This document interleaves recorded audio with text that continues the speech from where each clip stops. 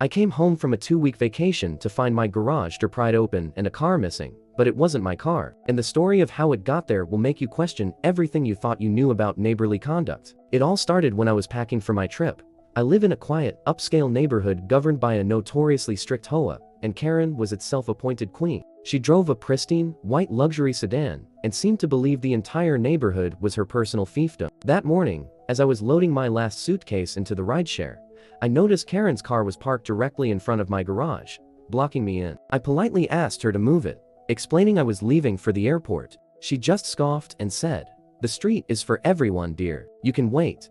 The rideshare driver was getting impatient, so I made a split-second decision. I opened my garage, backed my car out, and told the driver to go around her. As I locked up, I saw her pull her car right into my now empty garage. She got out, smirked at me, and said, "Thanks for warming up the spot for me. The sun is just too harsh on my paint." I was stunned. The audacity was breathtaking, but with my flight boarding soon, I didn't have time to argue. A slow smile spread across my face as an idea formed. I simply closed the garage door with my remote, heard the satisfying clunk of the electronic lock engaging, and got into the rideshare. 2 weeks of blissfully ignoring my phone followed. When I returned, the scene was chaos. My garage door was bent, police tape was everywhere, and an apoplectic Karen was screaming at a tow truck driver. It turns out, she'd reported her car stolen after the first day. The police eventually traced it to my garage, but since I was unreachable, they couldn't legally enter. They had to wait for me to get back. Her car was impounded, and she was facing fines for filing a false police report and trespassing. She tried to sue me, but the judge laughed it out of court.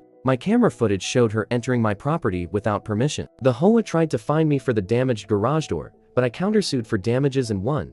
If this story resonated with you, if you've ever felt cornered and powerless, please tap that like button. It sends a message that we're not alone. The greatest lesson here is that sometimes, the most powerful response isn't a loud argument, but quiet, decisive action. Stand your ground, because your peace is worth protecting. Thanks for listening.